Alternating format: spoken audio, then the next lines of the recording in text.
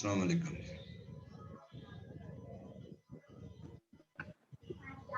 वालेकुम अस्सलाम सर। जी जनाब, कैसे हैं आप? जी सर, हम ठीक हैं, आप कैसे हैं? जी अल्हम्दुलिल्लाह। तो कहाँ हैं बाकी लोग?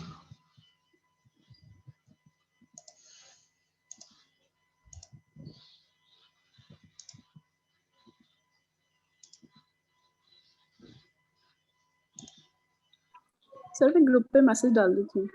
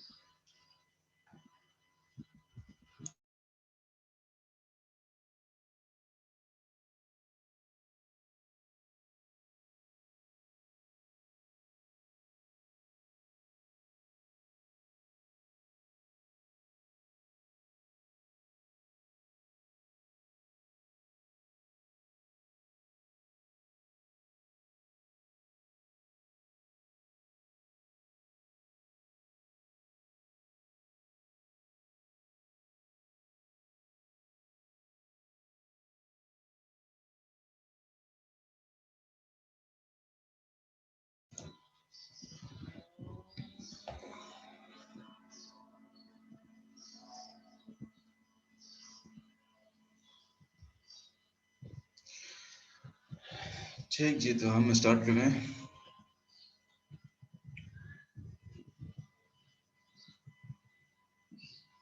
Yes sir. ओके जी, तो हमने मार्केटिंग रिसर्च में हमने देखा कि मार्केटिंग रिसर्च में एक प्रोसेस और मेथोडोलॉजी के थ्रू हम एक डेटा जो है वो जनरेट करते हैं। रिसर्च करके जो इंफॉर्मेशन होती है वो हासिल करते हैं।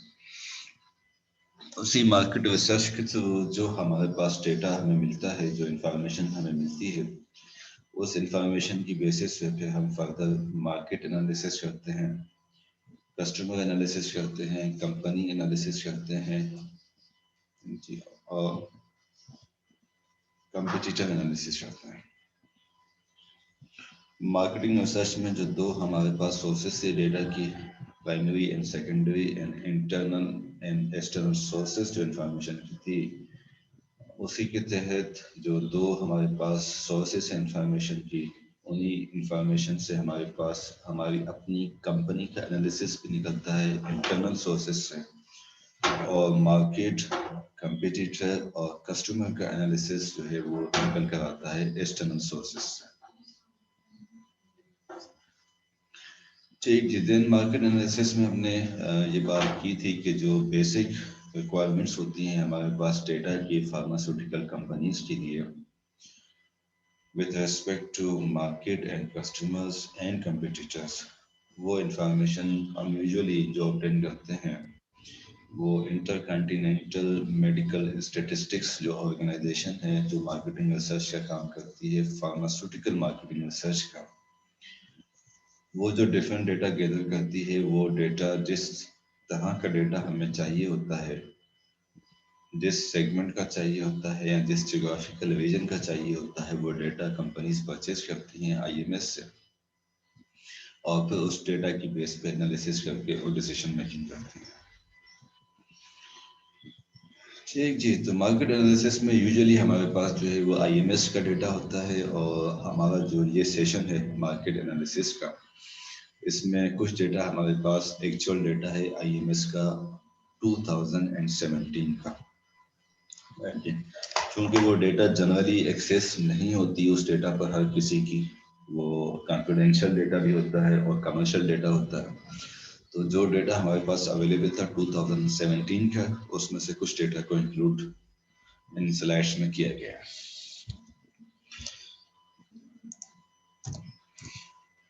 राइट, तो ये स्लाइड क्या बताती है आपको, ये डेटा क्या बताता है?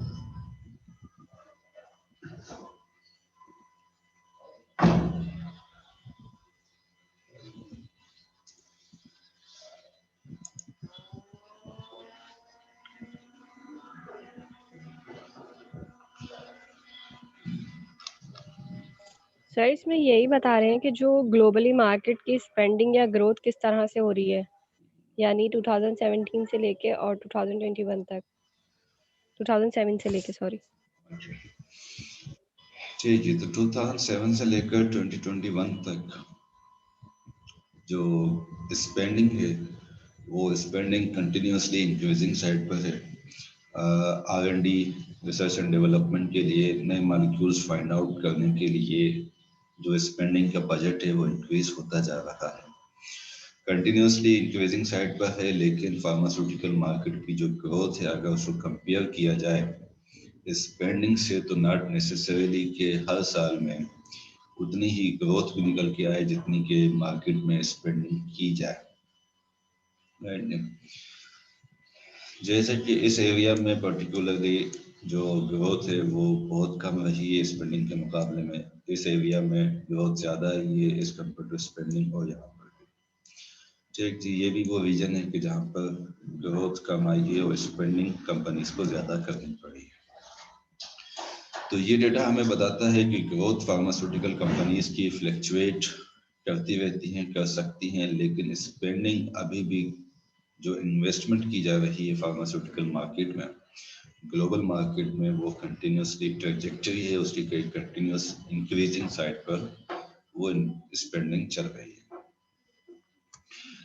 अच्छा जी, तो leading therapeutic areas global market में, ग्लोबल फार्मास्यूटिकल मार्केट में जो लीडिंग थेराप्यूटिक एरियाज की स्पेंडिंग और ग्रोथ जो है वो किस तरह से रही है। ये जितनी भी स्पेंडिंग और ग्रोथ आई है उसमें लीडिंग थेराप्यूटिक एरियाज और ऐसे एरियाज जहाँ पर के लीडिंग ग्रोथ आई है, ग्रोथ और स्पेंडिंग में कौन से थेराप्यूटिक एरियाज ग्रो कर रहे हैं। राइट जी, तो स्पेंडिंग 2016 की, then cumulative aggregate growth rate 2011 से लेकर 16 तक का 5 इयर्स का ग्रोथ रेट क्यूमुलेटिव है। ठीक जी, देन 2021 की क्या एक्सपेक्टेड या फोरकास्टेड स्पेंडिंग रहेगी और उसके अगेंस्ट 16 से लेकर 2021 तक की फोरकास्टेड ग्रोथ उस थेराप्यूटिक एरिया में क्या आएगी। तो इस लिस्ट में हम देख सकते हैं कि जो टॉप 3 थेराप्यूटिक एरियाज है वो ऑन्कोलॉजी है, डायबिटीज है और ऑटो इम्यून है। ठीक है, सबसे ज्यादा जो ग्रो किया है वो ऑटो इम्यून ने किया है। अगर हम इन 3 रीजन्स को देखें, टॉप 3 को देखें, एक जी, तो 18.2% इसने ग्रो किया है और इसके बाद हाईएस्ट, बल्कि सबसे हाईएस्ट 38.1% 2011 से लेकर और 16 की मार्केट में 38.1% ग्रो किया है एंटीवायरस की मार्केट में। राइट, देन ऑटो इम्यून ने 18.2%, डायबिटीज 16.4% और ऑन्कोलॉजी 10.9%। तो अगर एंटीवायरस की ग्रोथ इतनी ज्यादा रही है, 38.1% रही है, तो ये टॉप 3 में क्यों नहीं आना चाहिए था? क्या वजह हो सकती है इसमें? सर मतलब इस एयर के अंदर अंदर जो है वो वायरल इन्फेक्शन ज्यादा हो रहे होंगे। नहीं, देखिए एक चीज होती है कि अगर हम रेवेन्यू की बात करें, रेवेन्यू की, और उस रेवेन्यू पर ग्रोथ की बात अगर की जाए, तो जिसका बेस ज्यादा बड़ा होगा उसके लिए छोटी ग्रोथ, छोटे डिजिट की ग्रोथ भी ज्यादा मैटर करती होगी। ठीक है ना? और जिसका बेस कम होगा उसके लिए एक बड़े डिजिट की ग्रोथ उसकी प्रोसेस के हिसाब से, प्रोग्रेस के हिसाब से तो अच्छी होगी, लेकिन मार्केट के हिसाब से वो कम्पीट रेवेन्यू के पॉइंट ऑफ व्यू से नहीं कर पाएगी। यानी कि अगर आपके पास 100,000 रुपीज है, 100,000 रुपीज, ठीक है जी, आप उस पर 2% ग्रो करते हैं, 2% आपने प्रॉफिट उस पर अर्न किया 100,000 पे, तो कितना हो जाएगा? 2,000। 2,000। अच्छा, और अगर किसी के पास जो है वो टोटल उसका बेस सिर्फ 2,000 का है और वो 50% ग्रो कर देता है, तो उसकी 7,000। 1000 हो जाएगा। तो इन टर्म्स ऑफ वैल्यू आपका जो 2% है वो उसके 50% से कहीं ज्यादा है। ठीक है ना, समझ गए ये बात? जी सर। ओके जी। तो ऑन्कोलॉजी 11 से 16 तक 10.9% इसने जो है वो ग्रो किया है। लीडिंग थेराप्यूटिक एरियाज में है कि $75.3 मिलियन स्पेंडिंग इसके ऊपर की गई है थेराप्यूटिक एरिया में। 21 में ये फर्दर इंक्रीज होगी, 100 क्रॉस कर जाएगी और ग्रोथ रेट इसकी एक्सपेक्टेड है 9 से 12%, 5 इयर्स की क्यूमुलेटिव ग्रोथ रेट। अच्छा जी, यानी कि फर्दर इंक्रीज हो जाएगी। एक्सपेक्टेड है कि ये ऑन्कोलॉजी में की ग्रोथ फर्दर इंक्रीज हो जाएगी नेक्स्ट 5 इयर्स के।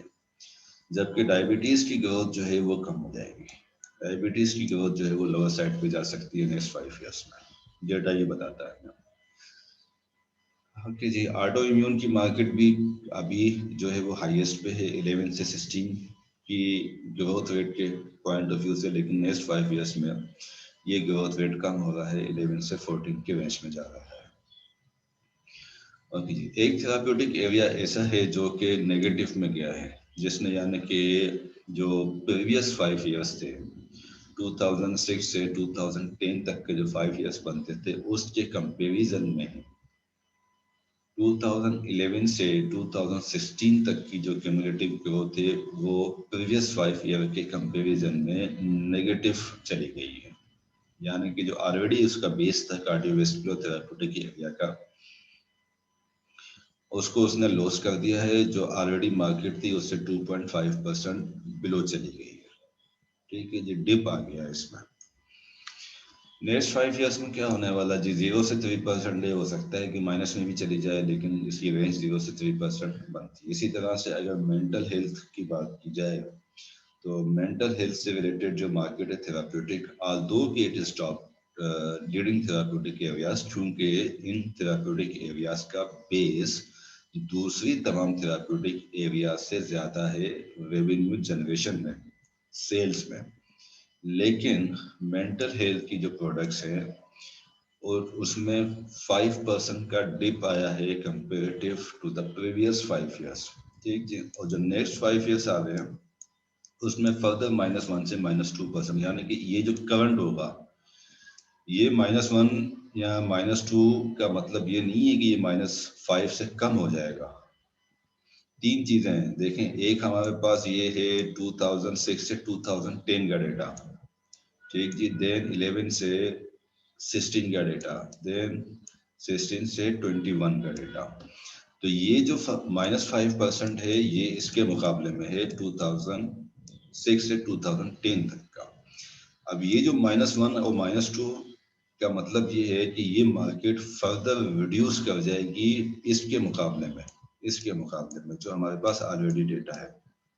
तो इसका मतलब ये होगा कि अगर हम इसको 2006 से 2010 की मार्केट के पॉइंट ऑफ व्यू से बात करें तो ये -6 से -8 की रेंज बन जाएगी। -5 तो ऑलरेडी ये हुआ है।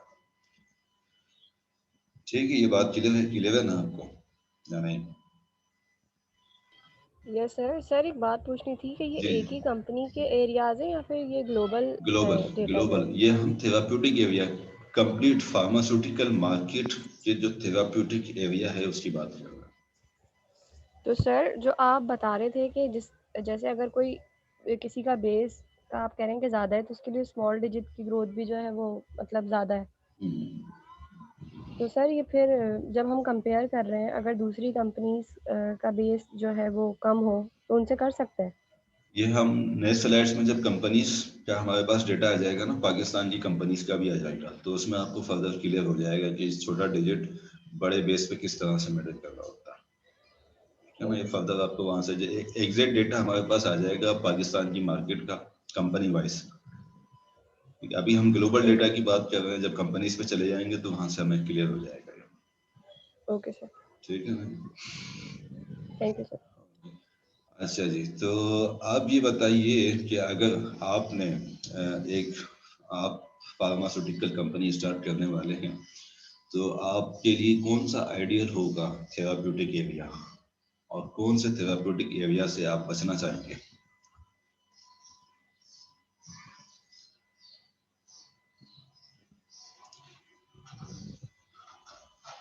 सर अगर हम आने वाले साल में करना चाह रहे हैं, यानी 2021 तक का जो इसके हिसाब से जो डेटा है, तो जाहिर सी बात है हम कार्डियोवैस्कुलर से बचेंगे, क्योंकि वो जो है मार्केट उसकी डाउन होने वाली है, और मेंटल जो हेल्थ का आप बता रहे हैं उसका भी, और बाकी जिसमें ग्रोथ आने वाले ईयर्स में अच्छी नज़र आ रही है तो फिर उसकी तरफ जाएंगे।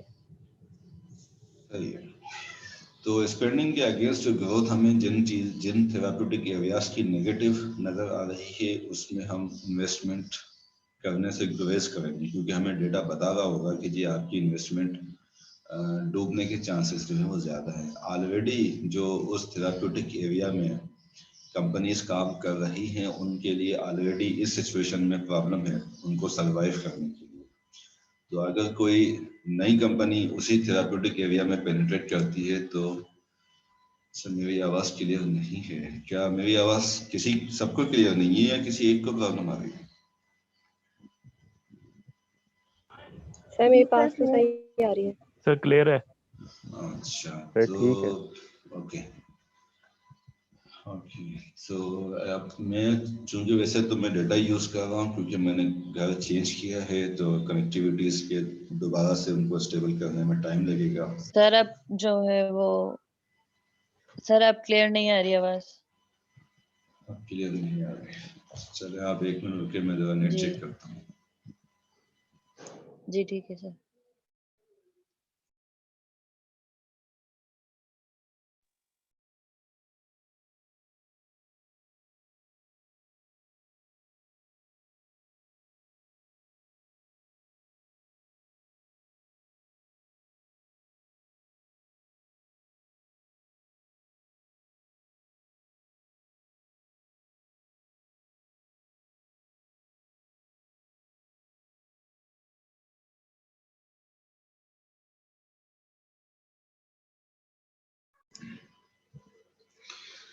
जी अब ठीक है? तो सर ठीक है सर। Yes sir. जी सर क्लियर। ओके जी। तो जो जिन थेराप्यूटिक एरियाज में डिप ऑलरेडी मौजूद होगा उन थेराप्यूटिक एरियाज में किसी नई कंपनी के लिए पेनिट्रेट करना जो है वो एक अच्छा डिसीजन नहीं होगा, क्योंकि उन थेराप्यूटिक एरियाज में ऑलरेडी जो कंपनीज काम कर रही होंगी उनके लिए अपना सर्वाइवल करंटली उस थेराप्यूटिक एरिया में मुश्किल हो रहा होगा। ठीक है जी। अच्छा फिर depending on the different factors, ये डेटा जो है जो फोरकास्टिंग है पर्टिकुलरली, वो फोरकास्टिंग जो है वो चेंज भी हो सकती है। जैसे कि इस एंटीवायरस की ये जो फोरकास्ट हुई हुई है 0 से 3% की, ये बहुत कम है growth rate comparative to already जो एक एग्जैक्ट डेटा है 2011 से 16 तक का, जिसमें कि 38.1% ग्रो किया है, और नेक्स्ट 5 इयर्स की फोरकास्ट इसकी हुई थी 0.3%। लेकिन इसमें जो ऑलरेडी अवेलेबल एक फैक्टर 2020 में आया है कोविड का, कोविड के को ट्रीट करने के लिए जितनी एंटीवायरस के टेस्ट किए गए हैं, जितनी प्रिस्क्राइब की गई होंगी, और वैक्सीनेशन भी जब इसमें आ जाएंगी तो ऑब्वियसली ये डेटा बहुत ज़्यादा, जब एग्जैक्ट डेटा आएगा तो ये इस डेटा से, इस फिगर से बहुत ज़्यादा हाई होने के चांसेस हैं इसके।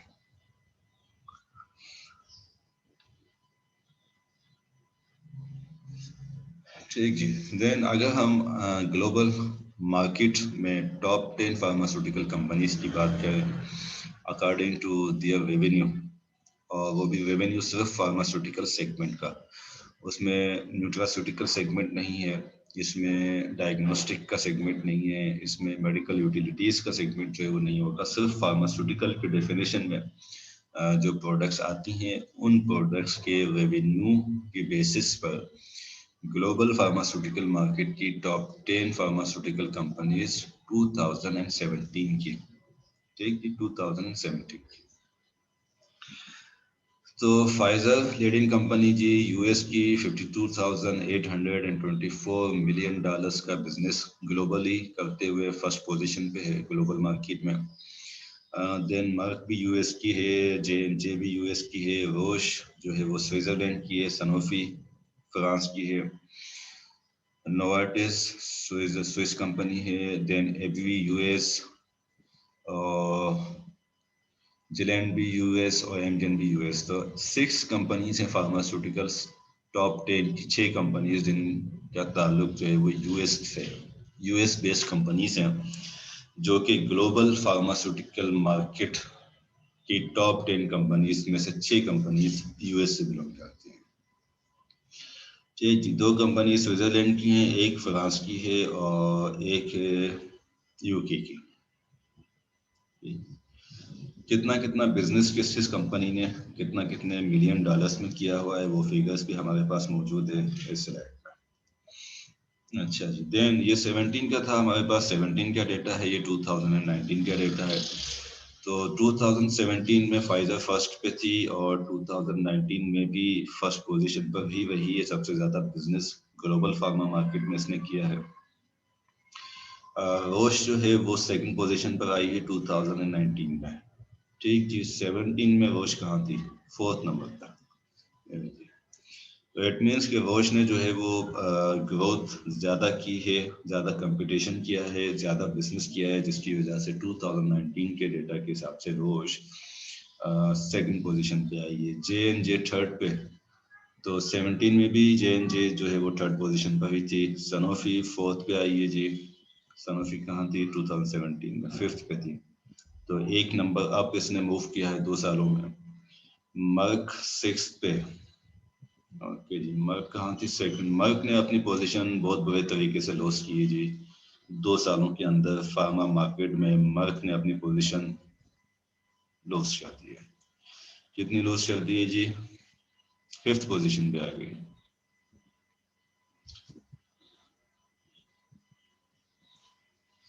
ठीक जी, यहाँ सेकंड पोजीशन पे और 19 में ये 5th पोजीशन में आ गई। नोवार्टिस 6 पे है और नोवार्टिस यहाँ भी 6 पर है। तो नोवार्टिस ने अपने आप को स्टेबल रखा है, मार्केट से जितना शेयर दे रही थी उतना ही शेयर लेते हुए, ऑलमोस्ट उतना ही बिजनेस करते हुए अपने आप को स्टेबल रखा है 6 पोजीशन पर। एबी आई है जनाब 17 पे, एबी 7 पे, इसने भी अपनी पोजीशन बरकरार रखी है जी। एमगन आई है 8 पे, तो एमगन ने अपनी पोजीशन गेन की है, फर्दर इंक्रीज की है अपनी पोजीशन मार्केट में, 10 पोजीशन से उठ के जो है वो 8 नंबर पे आई है। एंड जी इसी तरह से अगर फर्दर काम करती रहेगी और ग्रो करेगी तो जो टॉप के दूसरे कंपटीटर्स है उनको भी कम्पीट करके आगे जा सकती है। ओके जी, तो ये ग्लोबल कंपनीज का हमारे पास कुछ डेटा 2017 और 2019 का था। देन 2017 में जो सबसे ज्यादा ड्रग्स सेल हुई है, जो ब्रांड्स सेल हुए हैं ग्लोबल फार्मा मार्केट में, उन 20 प्रोडक्ट्स की ये हमारे पास एक लिस्ट है, जिसमें फर्स्ट पोजीशन पे या फर्स्ट नंबर पे हुमीरा रही है। तो क्या है जी हुमीरा, किसी को पता है?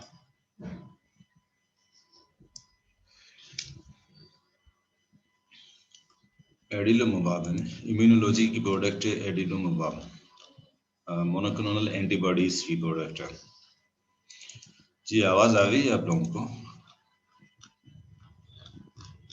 जी सर आ रही है। जी सर आ रही। ओके जी, जी सर आ रही है। ठीक ठीक ठीक ठीक। जी सर आ रही है। तो अब अगर हम ये सारी प्रोडक्ट्स देखें, आ रही है। ओके जी, तो 20 प्रोडक्ट्स की ये लिस्ट जो हमारे पास टॉप 20 की लिस्ट है जिन्होंने के ग्लोबल फार्मास्यूटिकल मार्केट में सबसे ज्यादा बिजनेस गेन किया है इन टर्म्स ऑफ रेवेन्यू। ये लिस्ट हमें जो लीडिंग थेराप्यूटिक एरियाज थे हमारे पास उसी से ऑलमोस्ट अलाइन करती है। आपको इम्यूनोलॉजी, डायबिटीज और ऑन्कोलॉजी की तकरीबन प्रोडक्ट्स इस लिस्ट में नजर आ रही होंगी। इम्यूनोलॉजी की प्रोडक्ट्स हैं, डायबिटीज की हैं, ऑन्कोलॉजी की प्रोडक्ट्स हैं ज्यादातर टॉप 20।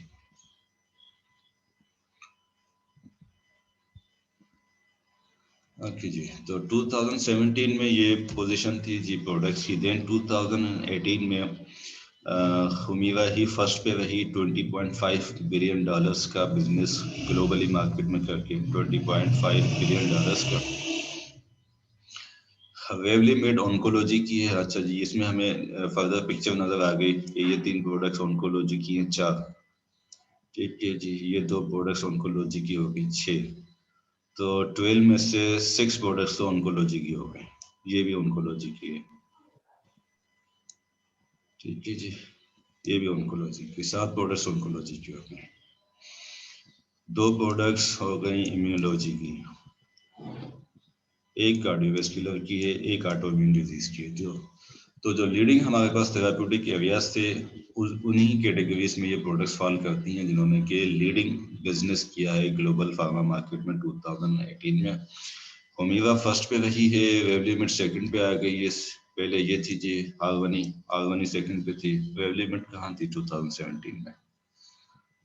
ये रही जी 6th पोजीशन पे थी, 6th पोजीशन पे थी। 18 में ये आ गई सेकंड पे। ठीक है जी, ऑप्टिवो 3rd पोजीशन पे है, ऑप्टिवो यहाँ पे है, ऑप्टिवो नहीं है यहाँ पे, ये तो 20 पे जी 20 पे। अब ये आई डोंट नो कि ऑप्टिवो है या ऑप्ट वन वो है, क्या क्या इसका एग्जैक्ट नेम है, या आप चेक कर दीजिएगा कि क्या चीज़ है ये। ठीक है जी, ऑप्टिवो तो 20 पे थी, 20 से जंप किया 3rd पोजीशन पे जी 2018 में। ऑन्कोलॉजी में, यानी कि ऑन्कोलॉजी की जो मार्केट है उसमें इसने पोजीशन फर्दर अपनी गेन की है, 20 पोजीशन से उठ के 3rd पे आएगी। अच्छा जी, एनब्रेल इम्यूनोलॉजी की प्रोडक्ट, एनब्रेल ये 3rd पे है। ये आगे जी 4th पे, इसने अपनी मार्केट लूज की, बिजनेस इसका कम हो गया। कीटरूडा 5th पोजीशन पे, यहाँ कहाँ जी कीटरूडा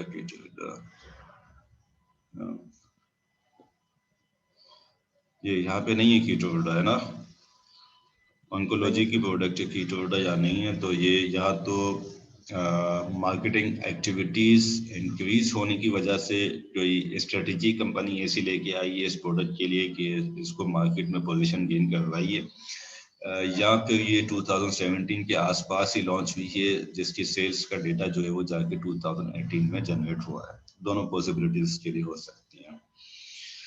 ठीक है जी, तो इस तरह से हमने एक मार्केट एनालिसिस किया, फिर मार्केट में थेराप्यूटिक एरियाज की क्या लीडिंग पोजीशंस किस थेराप्यूटिक एरिया की चल रही है, कौन सा थेराप्यूटिक एरिया कितना बिजनेस कर रहा है, कौन सी प्रोडक्ट कितना बिजनेस किया है ग्लोबल फार्मा मार्केट में, वो हमने देख लिया। अच्छा जी, 2019 की भी हमारे पास एक लिस्ट जो है वो मिल गई है, लेकिन ये IMS की नहीं है, बल्कि ये लिस्ट है दी फार्मा लेटर्स की। दी फार्मा लेटर्स भी एक क्रेडिबल जो है वो ऑर्गेनाइजेशन है फार्मास्यूटिकल कम्युनिकेशन की और फार्मास्यूटिकल मार्केटिंग की। तो उसमें भी जी होमेगा टॉप पे रही है, कीटरूडा सेकंड पे आ गई। देखने की कीटरूडा 18 में मार्केट में यहाँ पे नहीं है, 2017 की टॉप 20 की लिस्ट में नहीं है, राइट जी। 2018 के मार्केट में ये 5th पोजीशन पे आ गई है कीटरूडा, और 19 की मार्केट में ये 2nd पोजीशन पे आ गई है कीटरूडा।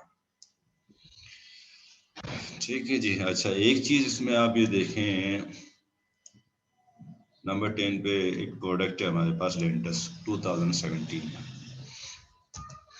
ठीक है जी, तो 2018 की 12 ड्रग्स की लिस्ट में हमें लेंटस कहीं पे भी नजर नहीं आ रही, जो कि 10th पोजीशन पे खड़ी थी 2017 में। 18 में ये कहीं नजर नहीं आ रही। अच्छा जी, 19 में है, 19 में भी नहीं है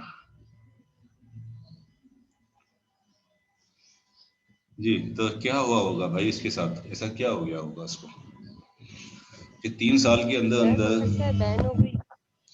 नई पेन की हो गई होगी। लेंटस इंसुलिन है डायबिटीज की, अभी भी आपको मार्केट में मिलेगी, किसी भी आप फार्मेसी पे जाके देखें, आपको लेंटस की पेन मिल जाएंगी इजी। सर पे सर कॉम्पिटिटर ने इससे अच्छी ले आया होगा। ठीक, कॉम्पिटिटर इससे अच्छी ले आया होगा। चलो जी, इसमें कॉम्पिटिटर वाली बात आपने ठीक की है, लेकिन कौन सी लाया कॉम्पिटिटर? ये देख, पता है किसी को प्रोडक्ट ट्रोलिसिटी?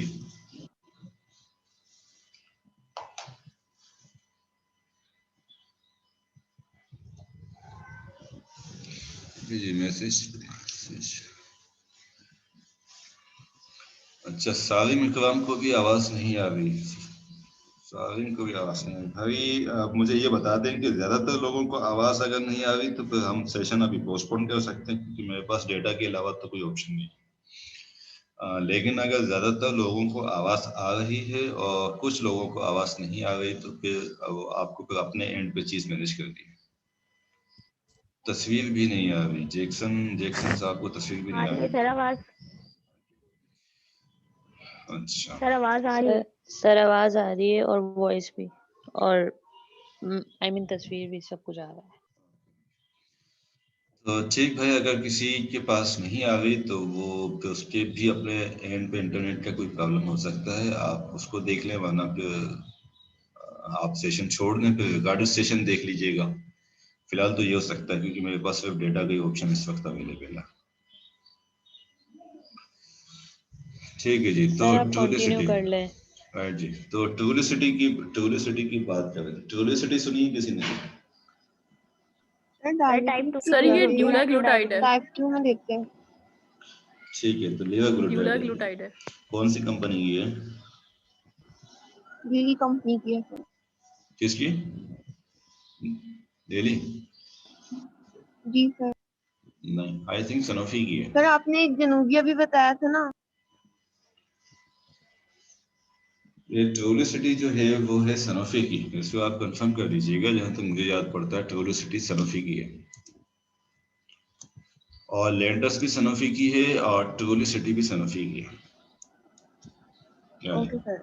जी, तो इसका मतलब क्या हुआ कि टूलिसिटी जो है वो मार्केट में इन हुई है और उसने अपनी ही प्रोडक्ट को मार्केट से बाहर कर दिया।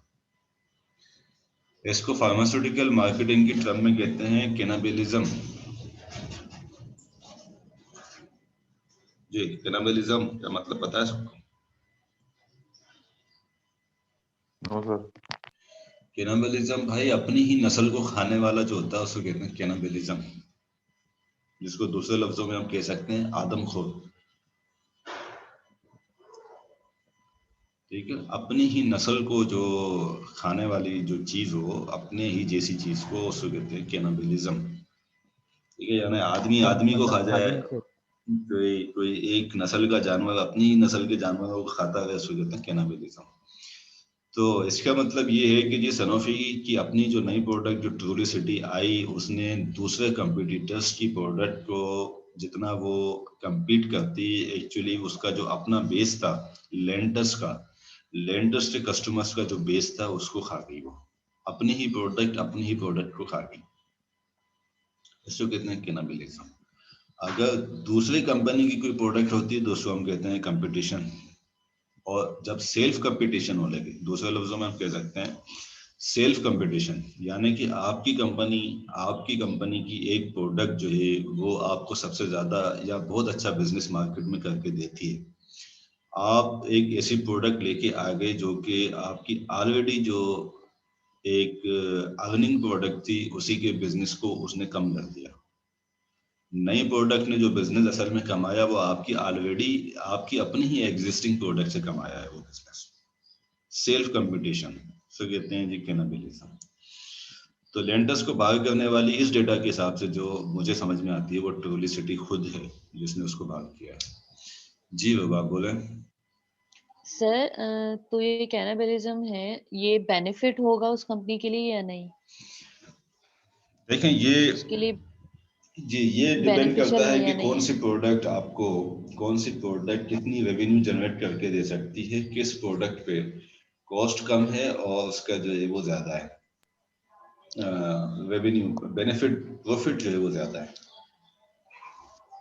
ना? सर तो मार्केट में अगर उन्होंने कोई प्रोडक्ट लॉन्च की हुई है तो उसके जनरेशन के लिए, यानी उसकी प्रोडक्शन के लिए जो अमाउंट लगी थी, तो क्या उसके हवाले से कोई लॉस नहीं होगा कंपनी को? मैं आपका सवाल समझा नहीं, दोबारा बोला। हेलो अस्सलाम वालेकुम। हाँ सर बोलो। यानी प्रोडक्शन जो हुई थी, फॉर एग्जांपल अगर हेलो। किसी ने एक बैच बना लिया और कुछ वक्त बाद अपनी कोई हाँ नई बोलो। प्रोडक्ट लॉन्च की थी उसी की कंपटीशन के लिए, तो उसका कोई जो प्रोडक्ट का जो इन्वेस्ट हुआ था वो अमाउंट, फिर तो वो तो वेस्ट हो जाएगा ना उस कंपनी के लिए। तो नहीं ये स्ट्रेटेजी क्या सही होगी या नहीं? नहीं, वेस्ट नहीं होगा। देखें, हम तो बात कर रहे हैं लीडिंग प्रोडक्ट्स की बात कर रहे हैं ना। हम ये नहीं कह रहे कि लेंडस कंप्लीटली मार्केट से उसका जो है वो कस्टमर जो है वो नापीद हो गया या कस्टमर खत्म हो गया, नहीं ये सब। हम ये बात कर रहे हैं कि जिस प्रोडक्ट आपकी कंपनी की जिस प्रोडक्ट ने आपको एक पोजीशन दिला रखी थी मार्केट में टॉप 20 ड्रग्स में से, वो पोजीशन थी लेंटस के पास, ठीक है ना। नाउ सपोज कि हम ये कहते हैं कि लेंटस जो है वो बिजनेस कर रही थी $1 बिलियन का, $1 बिलियन का। यहाँ पे क्या वैल्यूज है हमारे पास, 6.2, ठीक है। तो $5 बिलियन का बिजनेस कर रही थी लेंटस, ठीक है जी। लेंटस के पास ग्लोबल बिजनेस था $5 बिलियन का।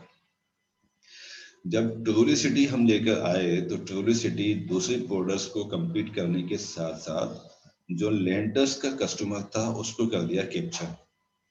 अब लेंटस जब $5 बिलियन का बिजनेस कर रही थी तो वो यहाँ पे यहाँ कहीं उसकी पोजीशन बनती थी, ठीक है जी। $5 बिलियन का ये जो लिस्ट है ये 6.2 पे खत्म हो गई है। तो हम ये समझ लेते हैं कि ये 20 ड्रग्स की लिस्ट जो है वो $6 बिलियन पे खत्म हो जाएगी। अब लेंटस बिजनेस कर रही थी $5 बिलियन का, ठीक जी। जब हम ट्रूलिसिटी लेके आए तो ट्रूलिसिटी ने $5 बिलियन को फर्दर जो है वो अपनी लेंटस के बिजनेस को भी कम करके वो लेके चली गई $4.25 बिलियन पे, ठीक है जी। मार्केट जो उसने ओवरऑल मार्केट कैप्चर की डायबिटीज की, उस ओवरऑल मार्केट में से वो लेंटस का हिस्सा भी खा गई। जितना लेंटस खुद अर्न कर रही थी, लेंटस का भी कस्टमर उसने थोड़ा सा छीन लिया। तो अब इसका मतलब ये नहीं है कि $5 बिलियन का पूरा बिजनेस जो है वो लेंटस से ले लिया गया, नहीं। $5 बिलियन के बिजनेस पे लेंटस जिस पोजीशन पे खड़ी थी, अब चूंकि उसका बिजनेस लॉस हो गया, 4.25 पे चली गई, 4.25 पे चली गई तो इस लिस्ट में से निकल गई। सही सही, ठीक है जी। अच्छा, और यकीनन ट्रूलिसिटी ने जो लेंटस का ऑलरेडी बिजनेस जितना था उससे ज्यादा हासिल किया, तभी तो वो टॉप 20 में आ गई ना ड्रग। लेकिन चूंकि लेंटस बाहर चली गई है तो इसका मतलब ये है कि लेंटस का भी हिस्सा इसने खाया है।